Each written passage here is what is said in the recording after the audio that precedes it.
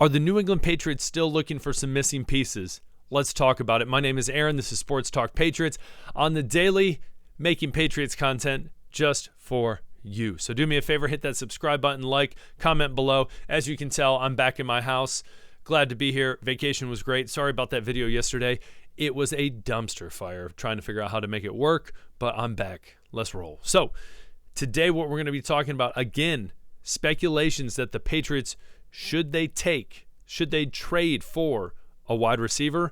We're going to talk about Drake May, Jacoby Brissett as well. We're going to talk offensive line. So without further ado, jumping into the first part. So the big question through all of this offseason has been, should they get Brandon Ayuk? We know they tried to trade for him. Elliott Wolf tried to trade and get Brandon Ayuk there. He turned it down, and that was a dud.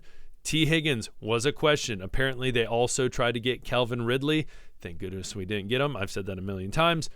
But Elliott Wolf, Gerard Mayo, and the front office of the New England Patriots it has not been a secret they have wanted to get another wide receiver, potentially a number one wide receiver, number two, a top wide receiver, which is interesting again because there are promising talents when we look at Pop, when we look at Polk, when we look at Baker. And so when it comes down to it, why are they still in this search? Again, it's been dud after dud after dud. They've failed on every single one.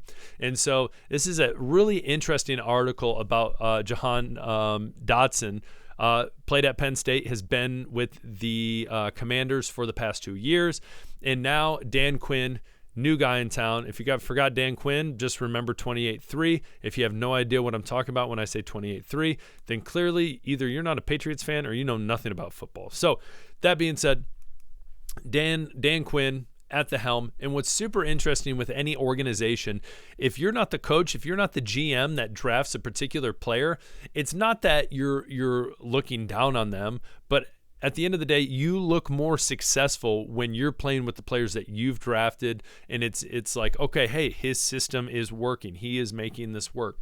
So what's been interesting is Dotson had said, he didn't draft me, and is kind of seeming upset about, hey, I'm not a lock at wide receiver 2.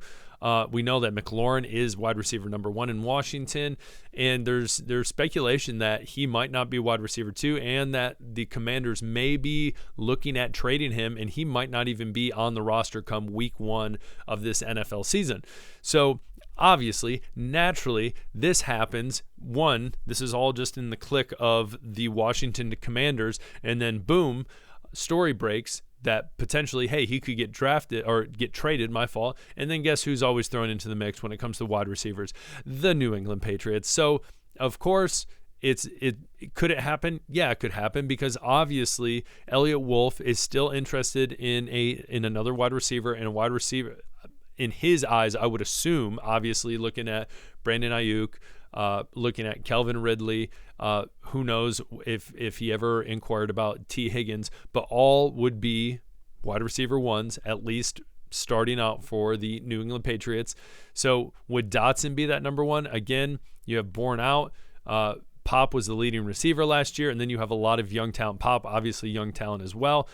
Dotson, this is only his 3rd year, so it's not like he's some big-time veteran. But he did, if you look at his stats, he has some decent stats. Obviously, McLaurin ahead of him. His first year, he only played 12 games, but had just over 500 yards. Last year, over 500 yards, 7 touchdowns, 4 touchdowns. Now, that's with Heineke, and I can't remember who else at quarterback, but not great. Not great quarterback play in Washington. There's a reason they got Jaden Daniels.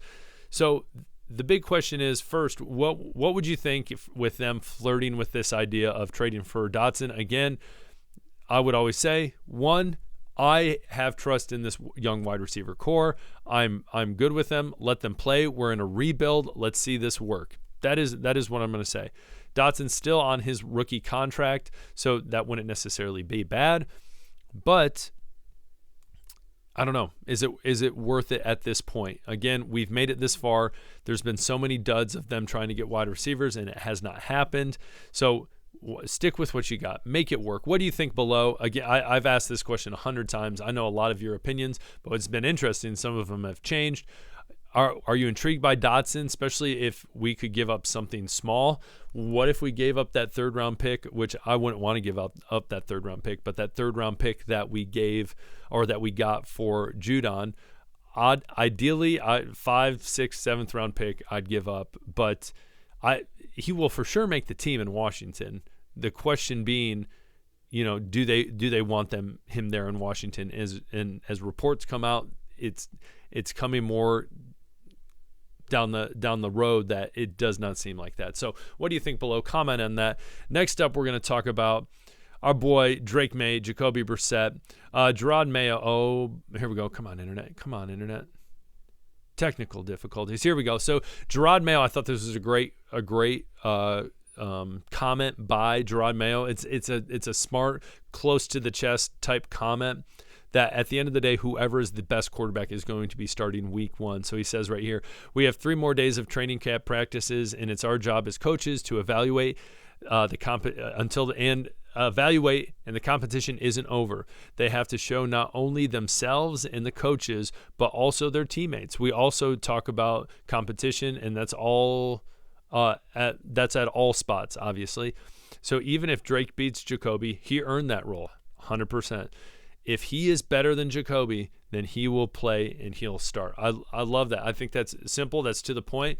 We saw that Drake May had a pretty good outing against the Eagles the other day, and so it makes you excited.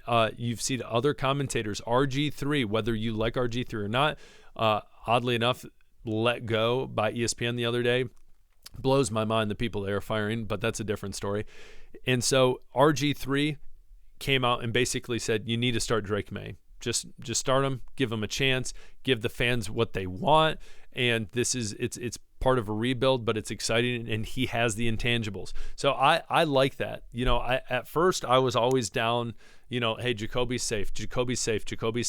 And when you think about it, I think that Gerard Mayo he almost seems like he's leaning towards that safety.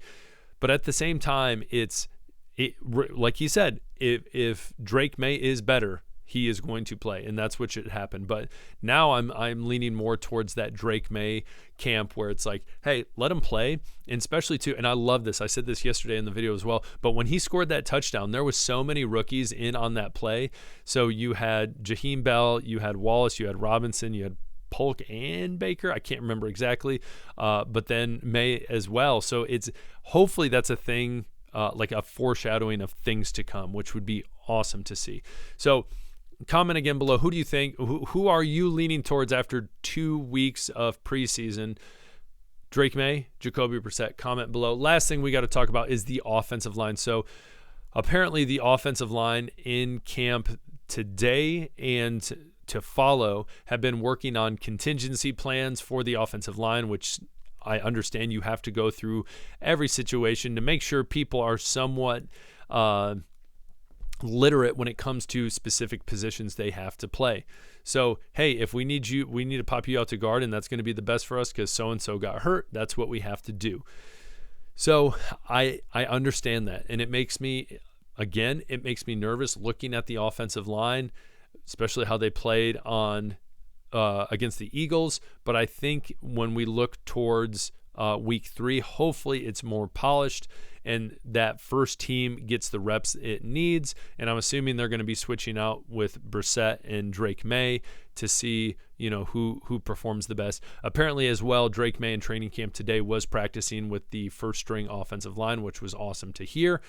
And so, I think when it comes down to it, again, week 3, have that line play as much as they can together, because I feel like they need that. They need that kind of connectivity. They got to kind of get each other figured out more in a game-like situation, with not just in practice but also during the game. So it'll be interesting to see. Again, that's always been my biggest question mark going into the season. Low yesterday had a rough outing, allowing 2 sacks, which was rough. And so Okorafor, I think him and Nwenu and David Andrews, those 3 guys need to be the guys that are really stepping up and being leaders on that line. So Comment below all the things I said. What do you think? I appreciate you guys as Sports Talk Patriots. As always, hit that subscribe button. We'll talk later. Peace.